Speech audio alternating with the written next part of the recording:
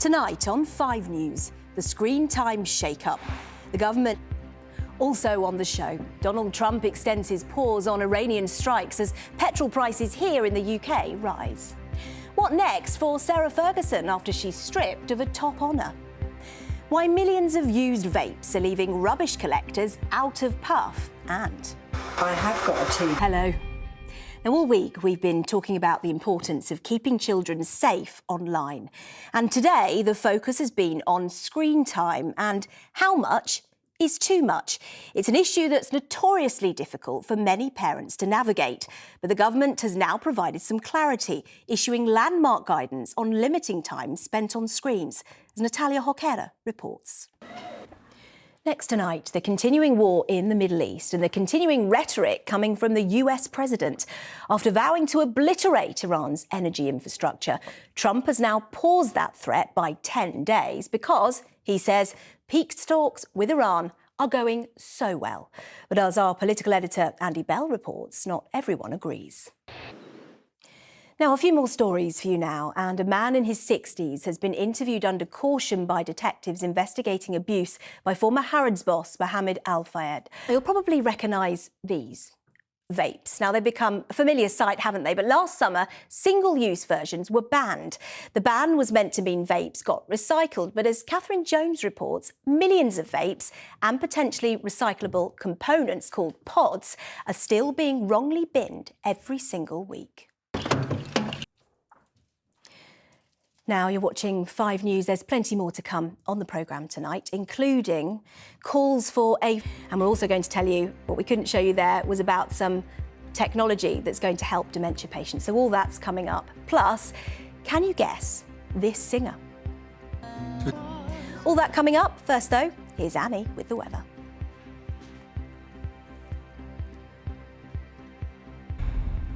The time is 5:30. Here's the top 5 things you need to know today. First up, there's new government advice on screen time for children. Those under 5 should be limited to an hour each day, while under 2s shouldn't be watching screens alone.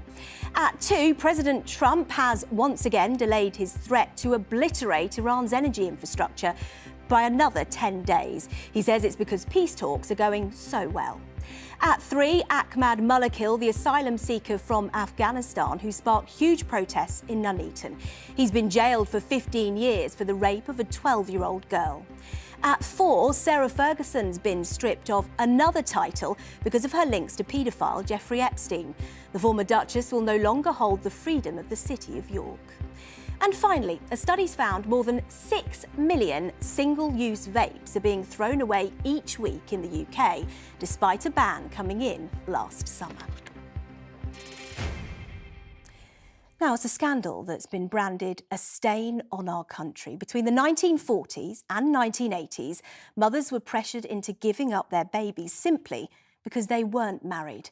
An estimated 185,000 babies in England and Wales were adopted. The Welsh and Scottish governments apologised for the practices in 2023, but now MPs want the wider UK government to urgently issue a formal apology. Well, one of those babies who was adopted was Vic Fielder, and I'm delighted to say that she joins me now. Vic, thank you so much for speaking to us tonight and sharing your story. I'm going to start with your mum because she fought really hard to keep you, didn't she? Just tell me a little bit about that. Hearing that must have been, or seeing that must have been incredibly difficult. And what kind of impact has that had on your life? Now on to something different now. From making a meal to remembering loved ones, dementia can strip people of the ability to do everyday tasks. But there could be help on the horizon for those living with the disease in the form of AI smart glasses. Well, Rebecca Bagoro's been checking out how they work. Some stars in the making there. We're going to stick with showbiz now because Steve Hargrave is here. Hi, Comedy Steve. legend too. Wait for the call. I'm still waiting for the call. Well, that's it from us, but there'll be updates throughout the evening for you. The first one's in an hour. For now, though, it's goodbye. Just a reminder as well that the clocks spring forward an hour on Sunday. We'll see you on Monday. Bye-bye.